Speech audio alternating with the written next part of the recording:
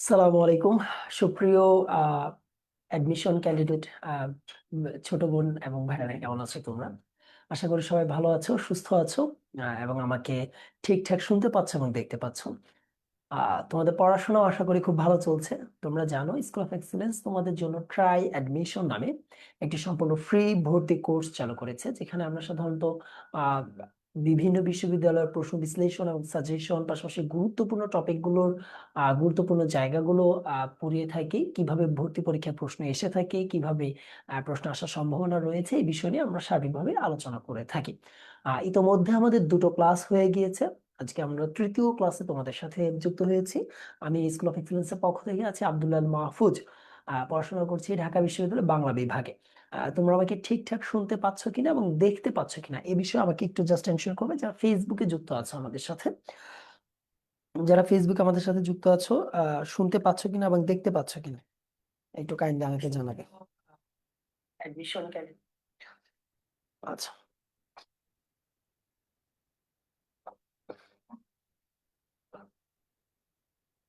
ঠিক আছে, ঠিক আছে। ফেসবুকে যারা আছে তারা ইতোমধ্যে আমাদের জানিয়েছে যে তারা ঠিকঠাক শুনতে পাচ্ছে এবং দেখতে পাচ্ছে। তাহলে আমরা আমাদের আহ, মূল ক্লাসে চলে যাই। তোমরা অবশ্যই ক্লাস সাথে একটি তোমাদের নবম দশম শ্রেণীর যে ব্যাকরণ বই সেটি রাখার চেষ্টা করবে, এবং তোমাদের একটি নোট খাতা রাখলে অবশ্যই ভালো হয়। তোমরা জানো যে ভর্তি পরীক্ষার জন্য খুবই গুরুত্বপূর্ণ একটি টপিক হলো ধ্বনি ও বর্ণ, তাই না? একদম বেসিক থেকে যদি আমরা যখন যে কোনো কম্পিটিটিভ এক্সামের পড়া বাংলা দ্বিতীয় পত্র শুরু করি, আমাদের একদম ঠিক এই জায়গা থেকে শুরু করতে হয়। ধ্বনি ও বর্ণ থেকে শুরু করতে হয়। আমরা সেই ধ্বনি ও বর্ণের 25টি এমসিকিউ সমাধান করার চেষ্টা করবো, এবং সেই 25টি এমসিকিউর পাশাপাশি আরো কিছু তথ্য আমরা অপশন অপশন ভেদে সেগুলো বিশ্লেষণ করে শেখার চেষ্টা করব। ঠিক আছে, তাহলে আমরা ফার্স্ট কোশ্চেনে যদি চলে যাই, সর্বপ্রথম প্রশ্ন আমরা দেখতে পাচ্ছি যে নিচের কোনটি কেন্দ্রীয় বিবৃত ধ্বনি। এই ছক থেকে ভর্তি পরীক্ষা অসংখ্য প্রশ্ন আসতে দেখা যায়। বিশেষ করে নিচের কোনটি কেন্দ্রীয় বিবৃত ধ্বনি, নিচের কোনটি সম্মুখ সংবৃত স্বরধ্বনি, নিচের কোনটি পশ্চাৎ বিবৃত স্বরধ্বনি। এইভাবে আমরা পরীক্ষায় প্রশ্ন আসতে দেখি। এই প্রশ্নটা সমাধান করার জন্য একটা সহজ টেকনিক রয়েছে এবং একটি ছক। সহজ টেকনিক বলতে একটি ছক রয়েছে যেটি আমাদেরকে মনে রাখতে হবে। আমরা যদি একটু ছকটি আঁকার চেষ্টা করি, এটি মূলত জিহ্বার, আমাদের যে জিহ্বা রয়েছে মানুষের, এই জিহ্বার আকৃতিতে এই ছকটি মনে রাখা যায়। আচ্ছা, ঠিক আছে। আমরা প্রথমে আহ, আমরা যখন লেখা শুরু করি, ধরো আমি লিখলাম যে আমার সোনার বাংলা, ঠিক আছে, একটা বাক্য লিখলাম যে আমার সোনার বাংলা। এই যে লেখাটা শুরু করছে, এটা শুরু হয়েছে কোন জায়গা থেকে? সম্মুখ ভাগ কোনটা? অবশ্যই এইটা, তাই না? এখান থেকে শুরু হয়েছে। ঠিক তেমনি এই যে ছকটা আমরা আঁকতে যাচ্ছি, জিহ্বা এঁকেছি, এটা সম্মুখ ভাগ হলো এটা। ঠিক আছে, এটা একটু মাথায় রাখতে হবে, কোনটা সম্মুখ ভাগ কোনটা পশ্চাৎ। আর এটা হলো পশ্চাৎ, পশ্চাৎ, এটা হলো সম্মুখ। আমরা একটু ছকটা এঁকে ফেলি যেন আমাদের আহ যারা ক্লাস করছো তোমাদের জন্য যেন ক্লিয়ার হয়ে যায়, এবং যেন একই সাথে এটা মাথায় খুব ভালোভাবে গেঁথে থাকে, যেন ভবিষ্যতে যে কোনো পরীক্ষায় এটি থেকে প্রশ্ন আসলে যেন আমরা সঠিকভাবে উত্তর করতে পারি। আচ্ছা, সম্মুখ ভাগে সর্বপ্রথম ধ্বনি যেটা, সেটা হলো স্বর ই। স্বর ই, এরপরে আমরা দেখতে পারবো এ ধ্বনি আছে, তারপরে আমরা এ ধ্বনি যেটা উচ্চারণ করে থাকি সেটা, এবং একদম সবার মাঝখানে আ। ঠিক এই পাশে আমরা সবার প্রথমে ও ধ্বনি দেখতে পাবো, তারপরে ও ধ্বনি দেখতে পারবো, তারপর স্বর অ। এখন এই যে তিনটা ধ্বনি, এগুলোকে বলা হয় পশ্চাৎ ধ্বনি, আর এই তিনটাকে বলা হয় সম্মুখ ধ্বনি। এর মাঝে আবার আরেকটা ক্রাইটেরিয়া আছে। এটা তো আমরা জানি জিহ্বার অবস্থান, তাই না? জিহ্বার অবস্থান অনুসারে এটা সম্মুখ, এটা পশ্চাৎ, আর এই যে মাঝখানে আমরা দেখতে পাচ্ছি, এটাকে বলা হয় মধ্য বা কেন্দ্রীয়। ঠিক আছে, তার মানে মাঝে যেটা আছে মধ্য বা কেন্দ্রীয়, আর এগুলো সম্মুখ, এগুলো পশ্চাৎ। এটার আবার আরেকভাবে প্রশ্ন এসে থাকে, কোনটা সংবৃত কোনটা বিবৃত। আচ্ছা, সবার উপরে যেগুলো আছে এগুলো হলো সংবৃত, সংবৃত। এরপরে যেগুলো আছে এগুলোকে বলা হয় অর্ধ সংবৃত, অর্ধ সংবৃত। এই জায়গায় যেগুলো আছে এগুলোকে বলা হয় অর্ধ বিবৃত, অর্ধ বিবৃত। আর এই স্বর আ যেটা, এটাকে বলা হয় পূর্ণ বিবৃত। কি বলা হয়? পূর্ণ বিবৃত। ঠিক আছে, এইখান থেকে মূলত প্রশ্নগুলো আসে, এইভাবে আসতে দেখা যায়। নিচের কোনটি আহ পশ্চাৎ সংবৃত স্বরধ্বনি? তাহলে কোনটা হবে? সংবৃত কোনটা? রস উ। তারপরে আসতে দেখা যায় নিচের কোনটি? পশ্চাৎ অর্ধ সংবৃত স্বরধ্বনি। এইভাবে প্রশ্ন আসতে দেখা যায়। আরেকটা, এটা মানে উচ্চতা নিম্নতা অনুসারে আরেকটা বিষয় আছে, যেমন এই এই এই শ্রেণীর যেগুলো আছে সবগুলোকে বলা হয় উচ্চ, ঠিক আছে, উচ্চ বলা হয়। এইগুলোকে বলা হয় উচ্চ মধ্য, উচ্চ মধ্য। এগুলোকে বলা হয় নিম্ন মধ্য, নিম্ন মধ্য। আর এটা তো আমরা জানি একদম নিম্ন, সবার নিচে আছে। এইভাবে সাধারণত বেশ কিছু প্রশ্ন এই ছক থেকে আসতে দেখা যায়। আশা করি এইখানে তোমরা ক্লিয়ার হয়েছো, এবং এখান থেকে কিন্তু প্রশ্ন ভবিষ্যতে আসতে দেখা যাবে। এবং আরেকটা মজার বিষয়, এখানে যে ধ্বনিগুলো আছে স্বর ই, এ, উ, উ, রস উ, আ, এই 7টা কিন্তু আবার মৌলিক স্বরধ্বনি। আমরা জানি যে মৌলিক স্বরধ্বনি 7টি, তাই না? এই 7টি হলো মৌলিক স্বরধ্বনি। তাহলে আমরা সঠিক উত্তর দেখতে পাচ্ছি কোনটা আছে কেন্দ্রে, একদম কেন্দ্রে আছে স্বর আ, এবং এটি বিবৃত স্বরধ্বনি। এটা কি বুঝতে পেরেছো? ক্লিয়ার? তোমরা যারা ফেসবুকে আছো এবং যারা জুমে আছো, তোমরা বুঝতে পেরেছো কিনা এটা একটু আমাকে ক্লিয়ার করবে, তাহলে আমরা পরবর্তী প্রশ্নে চলে যাই, যেহেতু এটা একটু জটিল ছিল। এটি কি বুঝতে পেরেছো? জি, ধন্যবাদ তোমাদেরকে আমাকে কনফার্ম করার জন্য। আমরা তাহলে পরবর্তী প্রশ্নে চলে যাচ্ছি। পরবর্তী প্রশ্নে আমরা দেখতে পাচ্ছি বাংলা বর্ণমালা কতটি? একটু জটিল প্রশ্ন, তাই না? বাংলা বর্ণমালা কতটি? দেখি তোমরা উত্তর দিতে পারছো। হ্যাঁ, অনেকে বলতেছে অর্থাৎ 50টা বর্ণমালা। কিন্তু এখানে একটা বিষয় খেয়াল করো, আসলে বর্ণমালা কিন্তু একটা। বাংলা ভাষায় বর্ণ রয়েছে 50টি। সর্বমোট বর্ণ সংখ্যা রয়েছে 50টি, এবং এই 50টি বর্ণ সংখ্যাকে একত্রে কি বলা হয়? বর্ণমালা। 50টিকে একত্রে বর্ণমালা বলা হয়। তাহলে বর্ণমালা কতটি? বর্ণমালা নিশ্চয়ই একটি। এই একটির ভিতরেই কি 50টি বর্ণ রয়েছে। ঠিক আছে, এরপরে যদি আমরা যাই, বাংলা ভাষার মৌলিক ধ্বনিগুলোকে প্রধানত কয় ভাগে ভাগ করা হয়? বাংলা ভাষার মৌলিক ধ্বনিগুলোকে প্রধানত 2 ভাগে ভাগ করা হয়। মৌলিক স্বরধ্বনি, মৌলিক ধ্বনিকে 2 ভাগে ভাগ করা হয়। এক হলো স্বরধ্বনি, বলো, স্বরধ্বনি, আচ্ছা, আরেকটা হলো ব্যঞ্জন ধ্বনি। একটাকে বলা হয় স্বরধ্বনি এবং আরেকটা হলো ব্যঞ্জন ধ্বনি। ঠিক আছে, আশা করি তোমরা বুঝতে পেরেছো দুইটা, একটা হলো স্বরধ্বনি, একটা হলো ব্যঞ্জন ধ্বনি। এর পরের প্রশ্নে আমরা যদি চলে যাই, মৌলিক ধ্বনিকে 2 ভাগে ভাগ করা হয়, স্বরধ্বনি, ব্যঞ্জন ধ্বনি। ঠিক আছে, একটু দুঃখিত, আমাদের সাউন্ডে একটু সমস্যা হয়েছিল। আচ্ছা, তারপর প্রশ্নে যাই, যৌগিক স্বরধ্বনির চিহ্ন কোনটি? এটা খুবই গুরুত্বপূর্ণ একটা টপিক। এই জায়গা থেকে প্রশ্ন আসেই। প্রথমে আমরা যেগুলো সব জায়গা থেকে, এই ধ্বনি বর্ণ খুবই গুরুত্বপূর্ণ, এখানে প্রত্যেকটা পার্ট থেকে প্রশ্ন আসে। তবে অধিক গুরুত্বপূর্ণ যে প্রথমে আমরা যে ছকটা শিখেছি এটা, এবং এখন যেটা শিখবো সেটা। এইখানে যে বিষয় হলো, তোমরা এরকম কোন ধ্বনি উচ্চারণ করো কখনো? যেমন ধরো আমি বলছি যে আমি খাই, আমি বললাম তোমাকে যে আমি খাই। এখানে খাই শব্দটা মূলত আমরা কোন যৌগিক স্বরধ্বনিটা উচ্চারণ করছি? আই উচ্চারণ হচ্ছে না, এরকম খাই, আই উচ্চারণ হচ্ছে না, একটা আই ধ্বনি, খাই আই, একটা আই ধ্বনি উচ্চারণ হচ্ছে কিনা?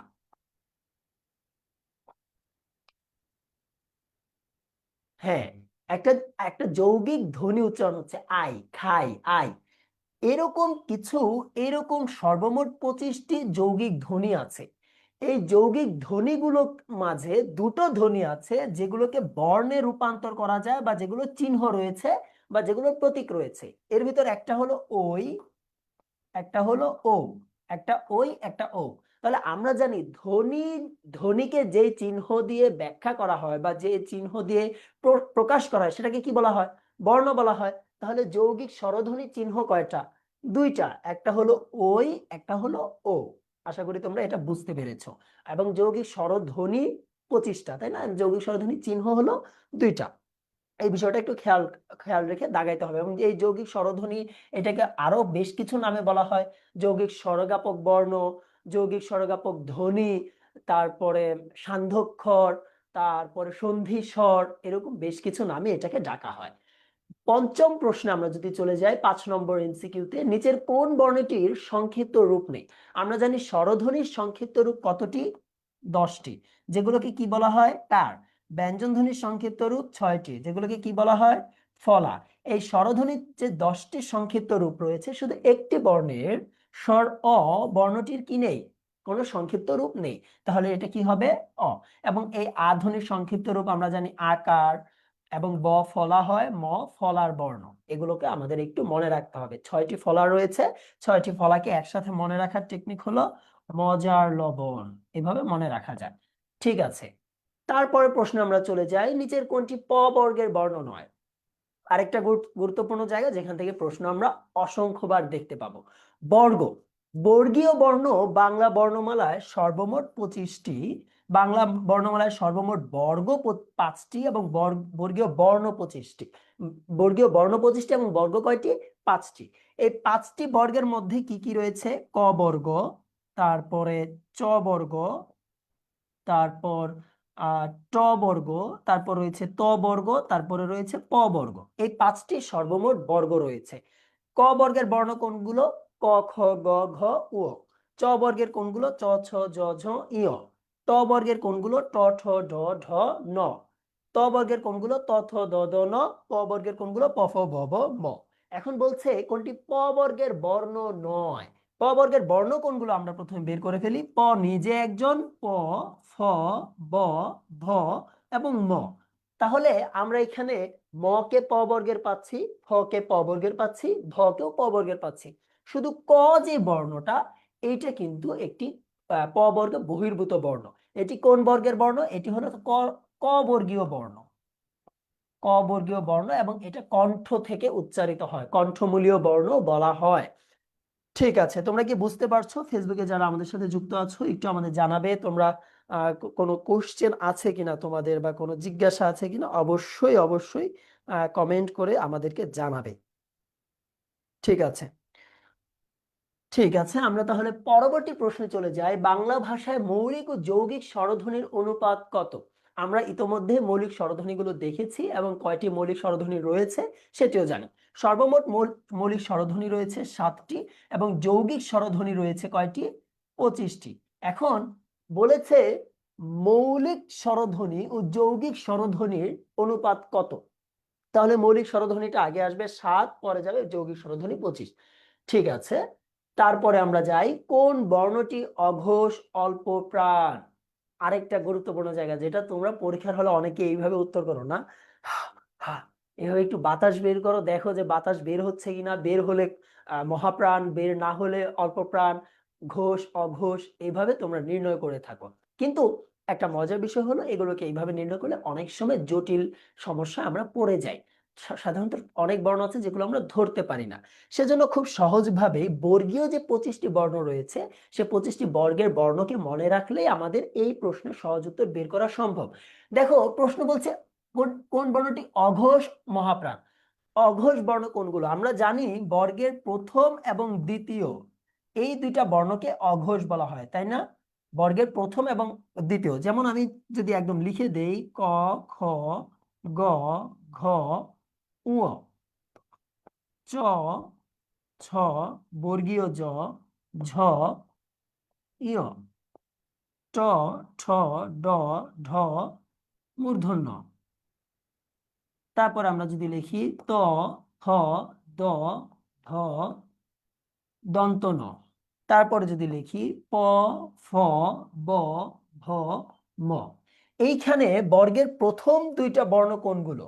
বর্গের প্রথম দুইটা বর্ণ কিন্তু এইগুলা, এগুলো কিন্তু প্রথম দুইটা বর্ণ, 1 এবং 2। আর আমরা যদি দেখি যে এই যে বাকি যে তিনটা মানে সারি আছে, এই তিনটা কিন্তু পরবর্তী তিনটা সারি। প্রথম দুইটা সারিকে আমরা সবসময় অঘোষ বলে জানবো। এরা কি ভালো লোক, প্রথম এবং দ্বিতীয় হয়েছে ক্লাস রোল টপার, মানে ফার্স্ট বয় এবং সেকেন্ড বয়, সেজন্য ঘুষ খায় না। কিন্তু তৃতীয় যে হয়েছে, এই যে তৃতীয় চতুর্থ পঞ্চম যারা হয়েছে, এরা ঘুষ খায়, তাই না? স্বাভাবিকভাবে ভালো মানুষরা তো ঘুষ খায় না, ভালো ছাত্ররা ঘুষ খায় না, এরকম জেনে থাকি আমরা, তাই না? তাহলে পরের গুলো হলো কি? ঘোষ। তাহলে আমরা দেখবো যেহেতু বলেছে অঘোষ, আমাদের পরের গুলো তো তার আলোচনা না করলেও হচ্ছে, শুধু প্রথম দুটো নিয়ে আলোচনা করলেই কিন্তু আমরা এখানে উত্তর পেয়ে যাব। তাহলে অঘোষ বলেছে এবং মহাপ্রাণ জানতে চেয়েছে। মহাপ্রাণ কোনগুলো? প্রথমটা অল্প প্রাণ, পরেরটা মহাপ্রাণ, পরেরটা অল্প প্রাণ, পরেরটা মহাপ্রাণ, পরেরটা অল্প প্রাণ, জাস্ট এইভাবে অল্প প্রাণ মহাপ্রাণ, অল্প প্রাণ মহাপ্রাণ। সবার প্রথমটা কি? অল্প প্রাণ, তারপরটা মহাপ্রাণ, এরপরটা অল্প প্রাণ, এরপরটা মহাপ্রাণ, এইভাবে আমরা জানবো। তাহলে বলেছে অঘোষ মহাপ্রাণ কোনগুলো, তাহলে প্রথম সারি তো অল্প প্রাণ আমরা জানি, তাহলে আমাদের দেখতে হবে দ্বিতীয় সারি, দ্বিতীয় সারিটাই নিশ্চয়ই মহাপ্রাণ হবে, এবং যেহেতু এটা অঘোষ, এখন দেখবো এই বর্ণের কোনটা এখানে আছে। ত কি প্রথমে আছে না, তার মানে এটা অল্প প্রাণ, অঘোষ কিন্তু অল্প প্রাণ, এ বাদ। ঢ, এ তো একদম ঘোষ হয়ে গেছে, এর শুরুতেই বাদ। চ, শুরুতে আছে অল্প প্রাণ এবং এটা কি শুরুতে আছে অঘোষ, এটাও বাদ। বাকি আছে শুধু ফ। এই যে দেখো আমরা প এর পরে এই যে ফ এখানে পেয়ে গেছি, প ফ। আশা করি তোমরা বুঝতে পেরেছো। এই বর্গের এই বর্ণ বের করার নিয়ম বুঝতে পেরেছো তোমরা? কমেন্টে জানাও, এটা জানাও তোমরা যারা ফেসবুকে আছো, এটা বুঝতে পেরেছো কিনা, বর্গের নিয়মটা বুঝতে পেরেছে কিনা। ঠিক আছে, ধন্যবাদ। তোমরা সবাই কমেন্টে লিখছো, বুঝতে পেরেছি, জি জি জি, ঠিক আছে। আমরা তাহলে পরে যাই, কোনটি সম্মুখ সংবৃত ধ্বনি? ইতোমধ্যে আমরা ছক এটা এঁকেছি, তাই না? নিশ্চয়ই এঁকেছি। এখন বলো তো এইখানে কোনটা উত্তর হবে? ছক তো এঁকে দিয়েছি। সম্মুখ কোনগুলো আমরা জানি, সম্মুখ কোনগুলো আমরা লেখা শুরু করি যেদিক থেকে, এবং সেদিকে কি কি ছিল? রসই ছিল, আর কি ছিল? এ ছিল, এ ছিল, এই তিনটা ছিল, তাই না? তাহলে শুধু ইটাই আমরা পাচ্ছি, তাহলে এটা তো আমরা ধরেই ফেলছি রসইটা কি হবে? সংবৃত এবং সম্মুখ সংবৃত স্বরধ্বনি। ধন্যবাদ তোমাদেরকে। ঠিক আছে, তারপরে যদি আমরা যাই পরবর্তী প্রশ্নে, কোনটি একাক্ষর শব্দ? আরেকটি গুরুত্বপূর্ণ প্রশ্ন, অক্ষর থেকে আসে। এর আগে জানতে হবে অক্ষর কি। এর সাথে তোমরা একটা কনফিউশন তৈরি করো বর্ণের, তোমরা ভাবো অক্ষর এবং বর্ণ বোধ হয় একই বস্তু, না। বর্ণ হলো একটা শব্দ কতগুলো ধ্বনির দিয়ে তৈরি হয়েছে বা বর্ণ দিয়ে তৈরি হয়েছে, অক্ষর হলো কতগুলো অক্ষর দিয়ে তৈরি হয়েছে। অক্ষর জিনিসটা কি? তোমরা সিলেবাসের সাথে নিশ্চয়ই সম্পৃক্ত রয়েছে বা সিলেবাস সম্পর্কে তোমরা জ্ঞাত রয়েছে। সিলেবল জিনিসটা কি? ধরো ইংরেজিতে যখন আমরা বিউটিফুল বলি, বিউটিফুল যখন বলি তখন আমরা বিউটিফুলে কয়টা সিলেবল দেখি? বি, বিউটিফুল, তাই না? তিনটে তিনটা সিলেবল পাচ্ছি। ঠিক তেমনি সিলেবলটাই হলো বাংলাতে যেটাকে আমরা অক্ষর বলে জানবো, তাহলে সহজে ধরতে পারবো। এখন ধরো আমি তোমাকে বললাম যে বলা যায় বাবা, তাহলে তুমি বাবা শব্দে কয়টা অক্ষর পাচ্ছ, সিলেবল পাচ্ছ? বা বা এটা একটা সংজ্ঞা রয়েছে নিশ্চয়ই, যে কোন শব্দের নিঃশ্বাসের স্বল্পতম প্রয়াসে আমরা ঠিক যতটুকু উচ্চারণ করতে পারি তাকে অক্ষর বলা হয়। এখন সংজ্ঞা দিয়ে তো অক্ষর ধরা যাবে না, যাবে না, ওই সিলেবল অনুসারে শুধু ধরার চেষ্টা করবা। তাহলে বাবা, এখানে আমরা সিলেবল পাচ্ছি কয়টা বা অক্ষর পাচ্ছি কয়টা? দুইটা। প্রভু, দুটো। হাসি, দুটো। শুধু এই চাঁদ, দেখো এখানে কি একাধিক সিলেবল রয়েছে? না, এখানে সিলেবল রয়েছে কয়টা বা অক্ষর রয়েছে কয়টা? একটা। যেই শব্দগুলো একটি মাত্র অক্ষর নিয়ে গঠিত সেগুলোকে কি বলা হয়? একাক্ষর শব্দ। যেমন আরো রয়েছে মা, রয়েছে বোন, এগুলোও কিন্তু একাক্ষর শব্দের উদাহরণ। আর যেগুলো কি একাধিক অক্ষর দিয়ে গঠিত সেগুলো দ্বি অক্ষর বলা হয়ে থাকে। এখান থেকে আরেকটা প্রশ্ন মাঝে মাঝে এসে থাকে, মুক্তাক্ষর এবং বদ্যাক্ষর, আমরা একটু সে বিষয় নিয়েও আলোচনা করে ফেলবো। মুক্তাক্ষর এবং বদ্যাক্ষর। মুক্তাক্ষর কি এবং বদ্যাক্ষর কি? যখন কোন শব্দ উচ্চারণের শেষে, শব্দ উচ্চারণের শেষে আমাদের যে শব্দটা উচ্চারণ করব সেটা ওইখানে বাধাপ্রাপ্ত হবে না, বাধাপ্রাপ্ত হবে না, সেটা হয়ে যাবে কি? মুক্তাক্ষর। যেমন আমি যখন বাবা বলছি, বাবা, শেষে যে আ ধ্বনিটা উচ্চারণ হয়েছে সেটা কি আটকে গেছে না মুক্ত হয়ে গেছে? বলতো যারা কমেন্টে আছে, আমি যখন বলছি বাবা, আ ধ্বনিটা মুক্ত হয়ে গেছে না? মুক্ত হয়ে গেছে। যখন মুক্ত হয়ে যাবে তখন সেটা মুক্তাক্ষর। যেমন বাবা, প্রভু, হাসি, দেখো সবগুলোতে ধ্বনিটা মুক্ত রূপে চলে গেছে না? কোথাও কি বাধা পেয়েছে? কোথাও কি আটকেছে? বলতো না। কিন্তু তুমি চাঁদ উচ্চারণ করো, দেখো তো ধ্বনিটা আটকে গেছে না? চাঁদ, দয়ের সাথে যে একটা অধ্বনি রয়েছে সেটা কিন্তু আটকে গেছে, যখন ধ্বনিটা আটকে যাবে সেটা হয়ে যাবে বদ্যাক্ষর। যেমন এখন তাহলে তোমরা বলো, বোন শব্দটা এটা কি মুক্তাক্ষর না বদ্যাক্ষর? বোন মুক্তাক্ষর না বদ্যাক্ষর? দারুণ, সবাই সঠিক উত্তর দিতে পেরেছে। এটি একটি বদ্যাক্ষরের উদাহরণ। ঠিক আছে, তোমাদের সবাইকে ধন্যবাদ। আমরা তাহলে আমাদের অবশ্যই একটা ভর্তির বিজ্ঞাপন রয়েছে, শর্ট ব্রেক না? আচ্ছা, আহ, মূলত তোমরা জানো স্কুল অফ এক্সিলেন্স একটি দারুণ প্রতিষ্ঠান, যে বি ইউনিট সি ইউনিট সহ সকল স্টুডেন্টকে নিয়ে কাজ করে থাকে। তারা একাডেমিক থেকে ভর্তি, বিশ্ববিদ্যালয় ভর্তি পরীক্ষা পর্যন্ত সর্বোচ্চ প্রস্তুতি দিয়ে থাকে এবং বাংলাদেশের সবচেয়ে ভালো প্রতিষ্ঠান বলা যায়। তারা তাদের সেবার দিক থেকে সর্বোচ্চ নিশ্চয়তা প্রদান করার চেষ্টা করে। তোমরা চাইলে তোমরা নিজেরা ভর্তি হতে পারো যদি আমাদের ক্লাসগুলো ভালো লাগে। আমরা বলবো না শেয়ার দাও, কমেন্ট করো, এই সেইগুলো আসলে আমাদের পলিসিতে যায় না। আমরা বলি যদি ভালো লাগে, যদি মনে হয় ভালো, তোমরা এটা প্রচার করতে পারো কিংবা নিজেরা ভর্তি হতে পারো। ইতোমধ্যে আমাদের বেশ কিছু কোর্স চলমান রয়েছে। সেকেন্ড টাইমে আমাদের কোর্স চলমান রয়েছে, ফার্স্ট টাইমে কোর্স চলমান রয়েছে। এছাড়া একাডেমিক কোর্স চলমান রয়েছে সি ইউনিটে কোর্স চলমান রয়েছে। অবশ্যই তোমরা চেক আউট করতে পারো এবং সেগুলোতে চাইলে এনরোল করতে পারো নিজে, অথবা ছোট ভাই বোন বা বন্ধু কিংবা বান্ধবীকে সেটা জানাতে পারো। এবং এনরোল করার জন্য www.bdsoi.com এ ভিজিট করো। ঠিক আছে, আমরা ফিরে যাই আমাদের পড়াশোনায়। 11 নম্বর প্রশ্ন আমরা দেখতে পাচ্ছি, পার্শ্বিক ব্যঞ্জন কোনটি? গুরুত্বপূর্ণ একটি প্রশ্ন। আমরা বেশ কিছু বর্ণ জানবো, পার্শ্বিক ব্যঞ্জন, তারণজাত ব্যঞ্জন, কম্পনজাত, তারপর পরাশ্রয়ী বর্ণ, অর্ধস্বর, রসস্বর, দীর্ঘস্বর। এগুলো থেকে আমরা প্রায়ই পরীক্ষায় প্রশ্ন আসতে দেখব।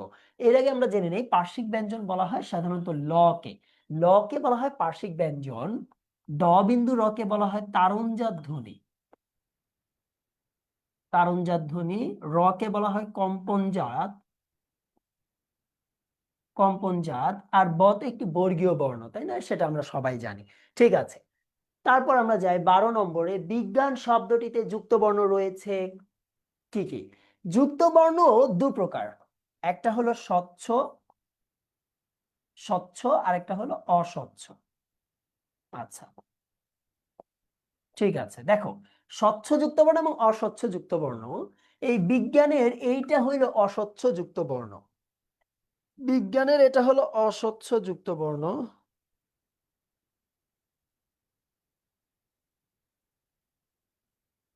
ঠিক আছে, বিজ্ঞানের এটা হলো অস্বচ্ছ যুক্ত বর্ণ এবং এখানে বর্গীয় জ এবং ইয় এই দুটো ধ্বনি যুক্ত রয়েছে। এগুলো থেকে প্রায়ই প্রশ্ন আসে। যেমন আরেকটা রয়েছে, বিশেষ করে এইটা থেকে তো প্রশ্ন আসে এবং অনেকে কনফিউশন করে ফেলে। বলো তো এখানে কোন কোন ধ্বনি যুক্ত রয়েছে? বলো এখানে কোন কোন ধ্বনি যুক্ত রয়েছে? কে বলতে পারবা এখানে কোন কোন ধ্বনি যুক্ত রয়েছে? হ্যাঁ, হ এবং ম।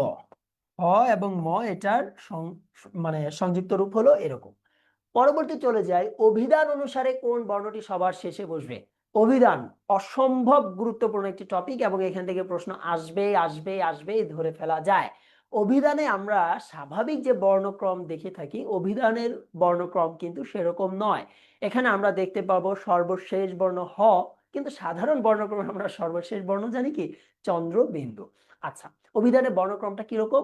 শুরুতে তো স্বরবর্ণ 11টি থাকে, এরপরে আমরা জানি পরাশ্রয়ী বর্ণ রয়েছে 3টি, তাই না? অনুস্বার, তারপরে বিসর্গ এবং চন্দ্রবিন্দু, এগুলো থাকবে। আচ্ছা, এরপরে আমরা দেখতে পারবো ক, এবং ক এর পরে থাকে ক্ষিয়, এরপরে আসে খ। ঠিক আছে, এরকম তারপর সিরিয়াল অনুসারে যায়, যেমন ত এর পরে খণ্ড তো থাকে এবং সর্বশেষ বর্ণ রয়েছে কি? সর্বশেষ বর্ণ রয়েছে হ। এখন বলছে অভিধান অনুসারে কোন বর্ণটি সবার শেষে বসবে? তাহলে তো আমরা দেখতেই পাচ্ছি সবার শেষে কোনটা বসবে? হ। এটা কিন্তু খুবই খুবই গুরুত্বপূর্ণ একটি টপিক এবং প্রশ্ন। এর পরের প্রশ্নে আমরা চলে যাই, নিচের কোন শব্দটি অভিধান অনুসারে আগে বসবে? অভিধানে সবার আগে বসবে কোনগুলো? দেখো, আমরা একটু আগে বলছিলাম অভিধানে ক এর পরে কোনটা বসে? ক্ষিয়, তারপরে আসে খ। তাহলে খাবার আগে আসবে না ক্ষমা আগে আসবে বলো তো? অবশ্যই ক্ষমা আগে বসবে, তারপরে খাবার আসবে। আর সাপ এবং হাঁস তো আরো পরে আসবে, বিশেষ করে হাঁস তো সবার শেষে থাকবে। আশা করি এটি বুঝতে পেরেছো। আচ্ছা, তারপরে আমরা যাই, বিজয় শব্দটিতে কতটি অক্ষর রয়েছে? আমরা ইতিমধ্যে অক্ষর নিয়ে সমাধান করেছি, কিভাবে অক্ষর থেকে প্রশ্ন ধরতে হয় এবং উত্তর করতে হয়। বি জয় দুটো মাত্র সিলেবল বা অক্ষর আমরা পেয়েছি। 16 নম্বর প্রশ্ন, ড বিন্দু র একটি কি? আমরা ইতিমধ্যে এটা সমাধান করেছি। ড বিন্দু র কি বর্ণ বলা হয়? কিছুক্ষণ আগেই বলেছি। কোন বর্ণ? তারণজাত ধ্বনি, তাই না? তারণজাত। এরপরে আমরা যদি দেখি, আচ্ছা তরল নামে কি কোনো বর্ণ রয়েছে? না। তবে প্রশ্ন মাঝে মাঝে আমাদের আমাদের মাইন্ড গেম খেলার জন্য টিচাররা মাঝে মাঝে এইভাবে প্রশ্ন করে থাকে যে বাংলা ভাষায় সর্বমোট সরল বর্ণ কতটি? এইভাবে একটা প্রশ্ন করে থাকে যে সর্বমোট সরল বর্ণ কতটি। এখন সরল বর্ণটাই কি, মানে একটা বর্ণ ধরে এই যে এরকম লিখলাম আমি ক, এখানে কি কোনো যুক্ত বর্ণ ব্যবহার করা হয়েছে? না। এখানে কি কোনো বর্ণের সংক্ষিপ্ত রূপ হয়েছে? না। একটা বর্ণ ঠিক যেভাবে গঠিত হয়েছে সেভাবেই রয়েছে। এইটাকে সাধারণত সরল বর্ণ বলা হয়। এবং সরল বর্ণ তাহলে কয়টা হয়? বাংলা ভাষায় সরল বর্ণ কয়টা আছে বলো তো দেখি। আমি তো বলেই দিলাম কোনটা সরল বর্ণ, এখন বলো দেখি কটা রয়েছে, কতটি রয়েছে? বেশি কঠিন প্রশ্ন করে ফেলেছি? বাংলা ভাষার সরল বর্ণ রয়েছে 50টি, বোকা ছেলেরা। দেখো, 50টি সরল বর্ণ আমরা জানি। যেমন ক খ গ ঘ সবই সরল বর্ণ, এগুলো যখন পরিবর্তন হয়ে যায় তখন আর সেটা সরল বর্ণ থাকে না। আচ্ছা, কম্পনজাত তো আমরা জানি, ব বিন্দু র, এটাকে কম্পনজাত বলে। আর উৎস বর্ণ বা উৎস ধ্বনি কি, এটা আমরা একটু পরেই শিখবো, কারণ আমাদের প্রশ্নে আছে এটা। জীবের ডগা আর উপর পাটি দাঁতের সংস্পর্শে উচ্চারিত হয় কোনটি? আচ্ছা, একটা বিষয় হইল জিহ্বা যখন আমাদের যে তোমরা তো জানো আমাদের বাকযন্ত্রের একটা অংশ হলো জিহ্বা এবং আরেকটা অংশ হলো দাঁত, এবং এই দাঁতের সাথে জিহ্বার সংস্পর্শে যে ধ্বনিগুলো উচ্চারণ করে সেগুলোকে কি বলা হয়? দন্তমূলীয় ধর্ণ, দন্তমূলীয় ধ্বনি এরকম বলা হয়, তাই না? তাহলে এখন দন্ত বা তালব, দন্তমূলীয় বলা হয় তালব বর্ণটা। তাহলে দন্ত বর্ণ কোনগুলো আমরা জানি? ত থ। তোমরা জিহ্বার একদম সবার উপরের অংশটা তোমাদের দাঁতের সাথে মানে স্পর্শ করে গ এবং ঘ উচ্চারণ করার চেষ্টা করো তো, দেখো তো উচ্চারিত হয় কিনা। জিহ্বার একদম সবার উপরের অংশ যেটাকে আগা বলা হয়, ঠিক আছে, বা ডগা যেটাই বলা হয় না কেন, সেটা দাঁতের গোড়ার সাথে লাগিয়ে তোমরা উচ্চারণ করার চেষ্টা করো দেখি। দেখো তো গ এবং ঘ উচ্চারণ হচ্ছে না। ট এবং ঠ উচ্চারণ হচ্ছে? এটাও কিন্তু হয় না। জ এবং বর্গীয় এটা তো হয় না, এটা জাল হয়ে যায়, জাল, তাই না? আরবি বর্ণ জাল, ঝা, সেখানে চলে যাচ্ছে। উচ্চারণ হচ্ছে শুধু ত এবং থ, যেটাকে আমরা দন্তমূলীয় বর্ণ বলে জানি। পরবর্তী প্রশ্নে যাওয়ার আগে আমরা আরেকটা বিজ্ঞাপন দেখে নেই। আমাদের বিজ্ঞাপন এখন 1500 টাকা ছাড়ে ভর্তি হচ্ছে 25 আগস্ট পর্যন্ত। আজ কত আগস্ট? সম্ভবত 7 আগস্ট, আমি নট শিওর। সেই 25 আগস্ট পর্যন্ত তোমরা 1500 টাকা ছাড়ে ভর্তি হতে পারছো। শুধু ভর্তি হলে যে ক্লাসগুলো সেরা পাচ্ছ তা নয়, সাথে একটা প্রিমিয়াম টি শার্ট পাচ্ছ, ওএমআর বুক পাচ্ছ, 3টি প্রিন্টেড প্রিন্টেড ডাইজেস্ট পাচ্ছ। এই প্রিন্টেড শব্দটা এত কঠিন উচ্চারণ করা, আচ্ছা, প্রিন্টেড ডাইজেস্ট পাচ্ছ 3টি, এবং সাথে তো সেরা সেরা টিচারদের ক্লাস পাচ্ছ তোমরা। সুতরাং দ্রুত ভর্তি হয়ে যেতে পারো। কোনটি যুগ্ম স্বরধ্বনি? একদম ক্লাসের শুরুতে আমরা এটা নিয়ে আলোচনা করেছি, আলোচনা করা শেষ। যুগ্ম স্বরধ্বনি কোনটা? ইতিমধ্যে আমরা আলোচনা করেছি, বলেছি এটার বেশ কিছু নাম রয়েছে। সান্ধ্যক্ষর রয়েছে, সন্ধি স্বর বলা হয়ে থাকে। বলতো কোনটা যুগ্ম স্বরধ্বনি? এইটা, ওই, কারণ এই ওইটাকে কি আমরা স্বর অ এবং রসই এই দুটো ধ্বনির একত্র উচ্চারণ করে ওই পাই, যেটা একটা স্বরবর্ণ বা স্বরধ্বনি। আচ্ছা, এরপরের প্রশ্ন আমরা চলে যাই। পাশাপাশি অবস্থিত এবং উচ্চারিত দুটি স্বরের যুক্ত রূপকে কি বলা হয়? একই প্রশ্ন, সন্ধি স্বর বলা হয়, তাই না? যেমন আমি স্বর অ এবং রস্বই, এই যে দুটো ধ্বনি একত্রে যুক্ত করে আমরা কি পাচ্ছি? ওই পাচ্ছি। এই ওইটা কি আবার আরেকটা ধ্বনি বা বর্ণ, সেজন্য এই ওই এবং ও এই দুটোকে কি বলা হয়? সন্ধির স্বর, যৌগিক স্বরজ্ঞাপক বর্ণ, যৌগিক স্বরজ্ঞাপক ধ্বনি, এরকম বলা হয়। যুক্তাক্ষর তো আমরা সবাই চিনি, যুক্ত বর্ণ। পরাশ্রয়ী বর্ণ রয়েছে কয়টি? 3টি পরাশ্রয়ী বর্ণ রয়েছে, অনুস্বর, চন্দ্রবিন্দু, বিসর্গ। অর্ধস্বর কতগুলো কে বলতে পারবা? অর্ধস্বর কতগুলো? অর্ধস্বর কতগুলো কে বলতে পারবা? দেখো, আমি বলে দিচ্ছি। রস ই, তারপরে রস উ, এ এবং ও, এই 4টি ধ্বনিকে অর্ধস্বর বলা হয়। এই 4টি ধ্বনিকে কি বলা হয়? অর্ধস্বর, গুরুত্বপূর্ণ এবং পরীক্ষায় আসার মতো। আর বাকি সেগুলোকে পূর্ণস্বর বলা হয়।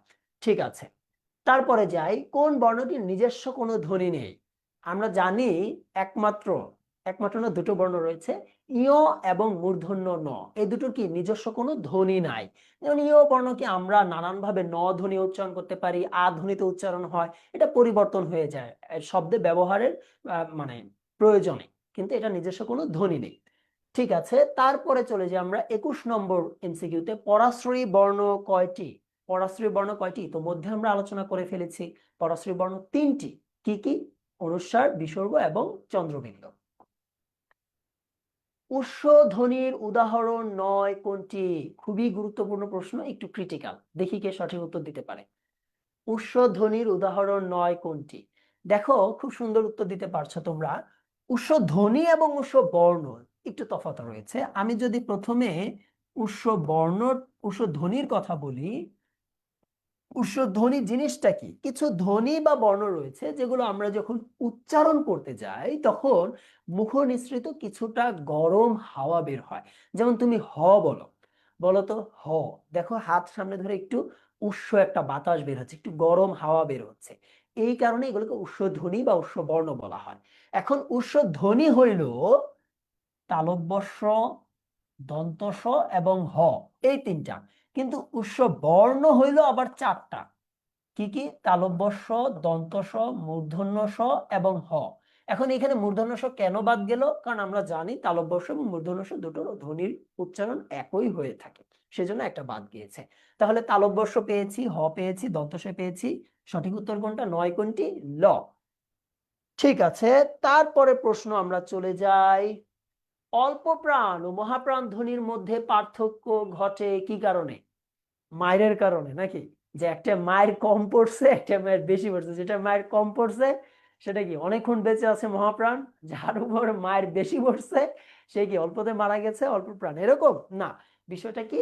সাধারণত যখন আমরা ধ্বনি উচ্চারণ করি, উচ্চারণ করার সময় আমাদের ফুসফুস থেকে যে বাতাস বের হয় বা বাতাস তো মানে নিঃসরণ হয়, এই বাতাস নিঃসরণের উপর নির্ভর করে অল্প প্রাণ এবং মহাপ্রাণ ধ্বনি নির্ণয় করা হয়। যেমন আমি যখন ক বলছি, এখানে যতটুকু বাতাস বের হচ্ছে, খ একটু বেশি বাতাস বের হচ্ছে। এরকম বেশ কিছু ধ্বনির মানে ইন ডিটেলসে যখন জানবা তোমরা তখন বুঝতে পারবা। এই কারণগুলোতে মূলত এই অল্প প্রাণ ধ্বনি, মহাপ্রাণ ধ্বনি, ঘোষ, অঘোষ এই বর্ণগুলো সৃষ্টি হয়েছে। 24 নম্বর প্রশ্নে আমরা চলে যাই। বলছে নিচের কোনগুলো অন্তস্থ বর্ণ?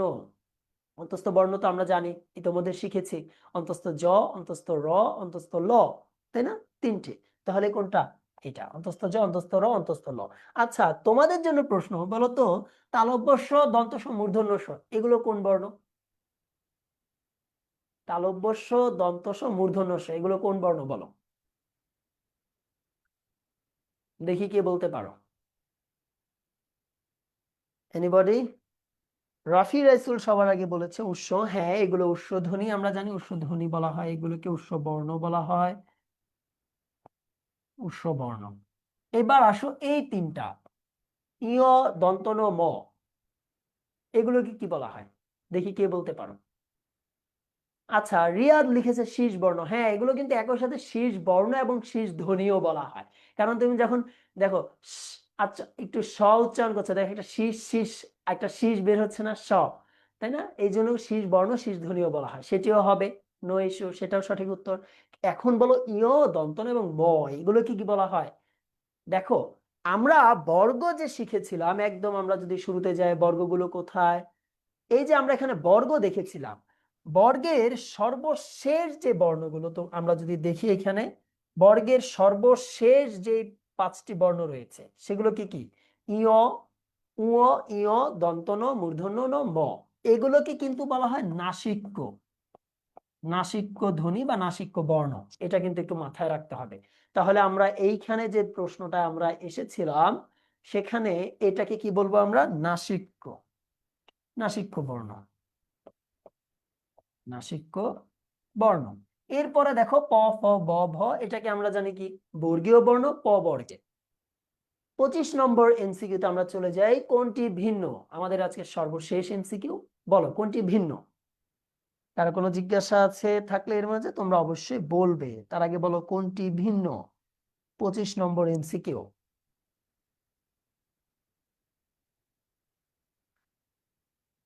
বলো তো। আচ্ছা, অনেকে উত্তর দিচ্ছ, হ্যাঁ ধরতে পেরেছো। মাসুদ রানা সঠিক উত্তর দিতে পেরেছে। দেখো, আমরা দেখছি এখানে ময়ের সাথে একটি ম ফলা যুক্ত রয়েছে, নয়ের সাথে ম ফলা যুক্ত রয়েছে, হয়ের সাথে ম যুক্ত রয়েছে, কেবল এই ক্ষিয়র সাথে আমরা একটা ন যুক্ত দেখছি, ন যুক্ত হয়েছে ফলা হিসেবে, তাই না? তাহলে এইখানে ভিন্ন কোনটা? সবার শেষেরটা, অর্থাৎ সরি, গ নম্বরটা, অর্থাৎ তৃতীয় নম্বরে এটাই অপশনটা আমরা ভিন্ন দেখতে পাচ্ছি। ঠিক আছে, তোমাদের সাথে দীর্ঘক্ষণ ক্লাসে ছিলাম। তোমরা জানো ঢাকা বিশ্ববিদ্যালয়ের সহ অন্যান্য সকল বিশ্ববিদ্যালয়ের প্রস্তুতির জন্য স্কুল অফ এক্সিলেন্স তাদের কোর্স চালু রয়েছে। প্রথম যারা এবার ফার্স্ট টাইম পরীক্ষা অংশগ্রহণ করবে বিশ্ববিদ্যালয় ভর্তি পরীক্ষা তারা, এবং সেকেন্ড টাইম যারা অংশগ্রহণ করবে তাদের জন্য যথেষ্ট সুযোগ রয়েছে। পাশাপাশি একাডেমিক ব্যাচে যারা বিভিন্ন টপিক নিয়ে সমস্যা রয়েছে সমাধানের জন্য স্কুল অফ এক্সিলেন্স রয়েছে।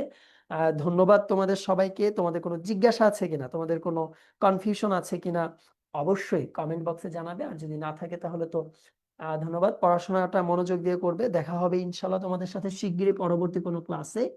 সে পর্যন্ত ভালো থাকবে, সুস্থ থাকবে, অবশ্যই নিজের যত্ন নিবে, বাবা মার যত্ন নিবে, আর হ্যাঁ, যেটা সবচেয়ে বেশি দরকার সেটা হলো পৃথিবীতে কাউকে ঠকাবে না। ভালো থাকবে, সুস্থ থাকবে। আসসালামু আলাইকুম রহমতুল্লাহি ওয়া বারাকাতুহু।